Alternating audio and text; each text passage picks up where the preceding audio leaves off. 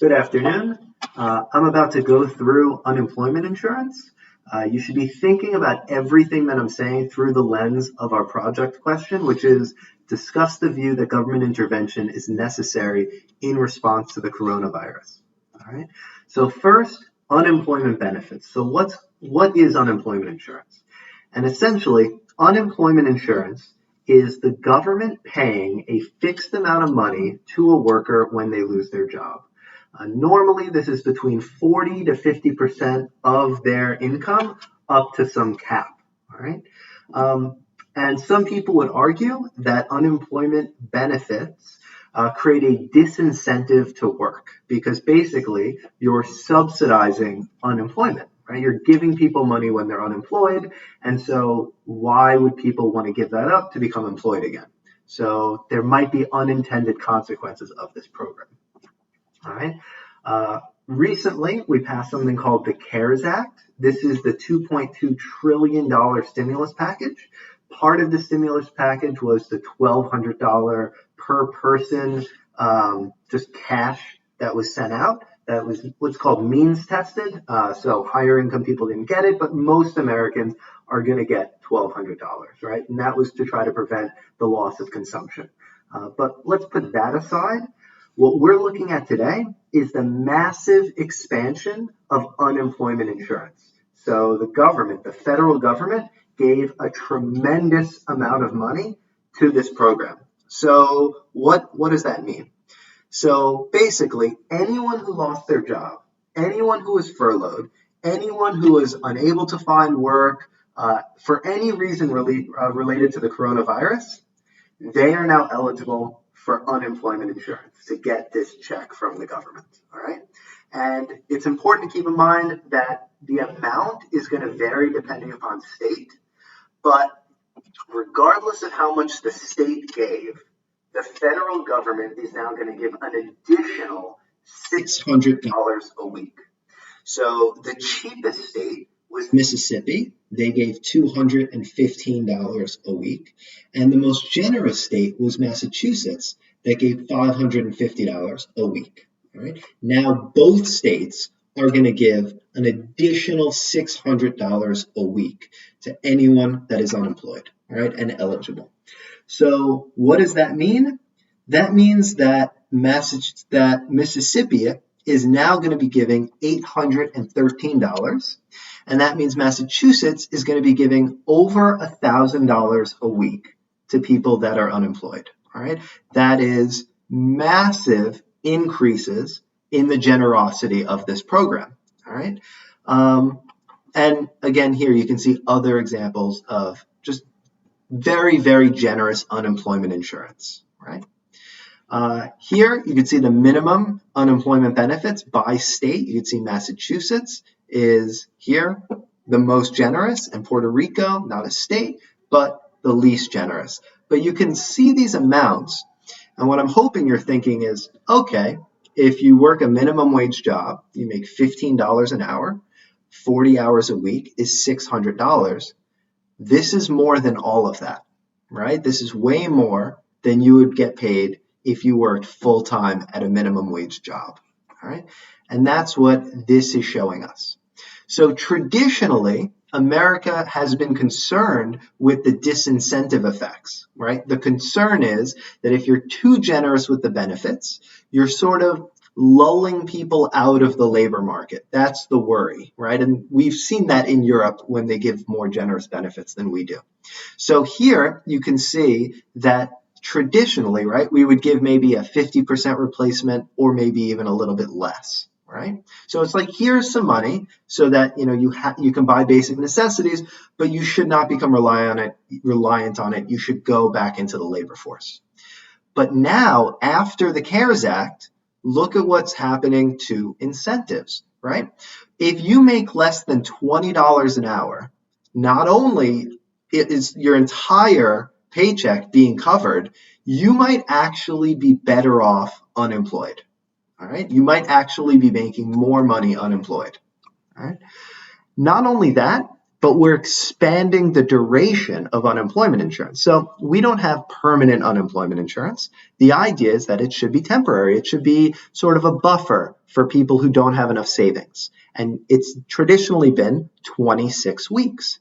In the last economic recession, we raised that to 99 weeks because unemployment was so bad, we wanted to help people out. Well, we're seeing that again here. So we're not increasing it to 99 weeks, but we have already increased it 13 weeks, right? So now in many states, it's now a maximum of 39 weeks, or about 10 months. So not only are we making it more generous, we are also extending the duration, all right? So what effects can we see? Well, this is from an article of a small business owner in Kentucky who runs a coffee shop, right? We basically have this situation where it would be a logical choice for a lot of people to be unemployed. We have these lovely baristas.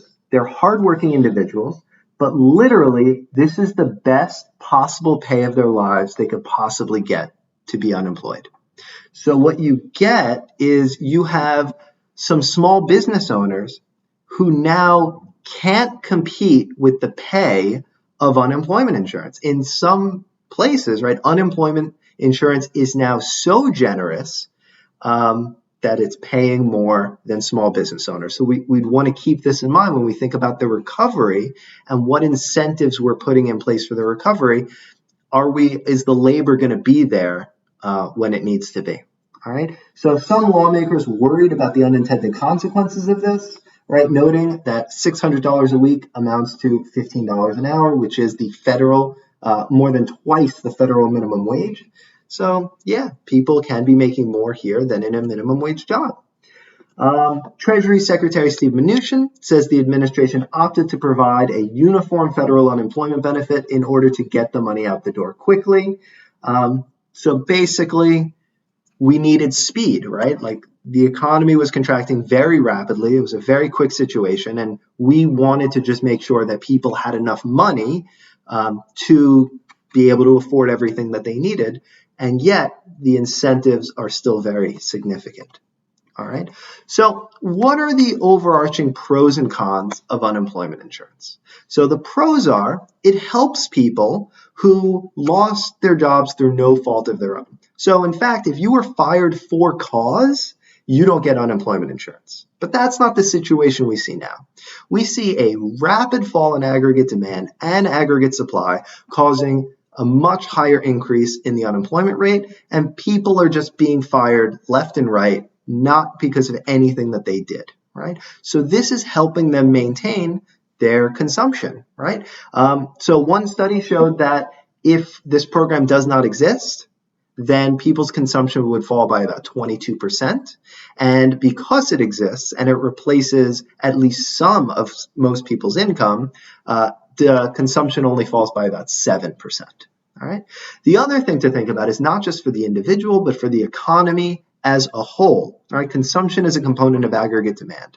So by having a generous unemployment insurance, we are helping to boost consumption at a point when aggregate demand is falling rapidly. By giving cash to people, they're going to spend it. That's going to boost consumption. That's going to boost aggregate demand. And that's going to slow down like the rapid descent into a recession or speed up the recovery, right?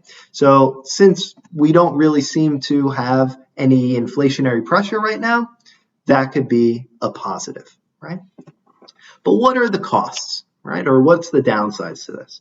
One, this costs a lot of money, right? So right now, interest rates are very low, right? So we can finance this cheaply, but the principal never goes away. So this debt that we're accumulating is real. We're going to have to pay for it.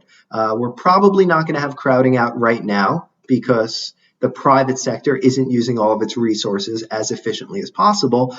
But that doesn't mean that this isn't going to be a drain on the economy and on other priorities later on in the future. All right. So let's not forget this costs money. There's an opportunity cost. And secondly, possibly more important, it creates a disincentive to return to work as soon as possible. So right now, there's rapid changes going on in the economy. Many firms are contracting, but some firms are expanding, like Amazon, right? Amazon needs workers in their warehouses. Do we want to create this disincentive where maybe some people would rather sit at home than go work in a warehouse or go reallocate their scarce labor, right? That's a major concern right now. But one thing I really hope you take away from this and from the whole class is there are no solutions. There are only trade-offs, right? So you have a lot of people who need help. So the government provided these unemployment benefits, like extra generous unemployment benefits. And so there might be some negative incentives because of that, but are we not going to provide them, or what would we have done instead of that, right? So that's something that I want you to think about, right? So keep that in mind. There are no solutions, only trade-offs. You should factor this in to your project, right? This was a major part of the stimulus.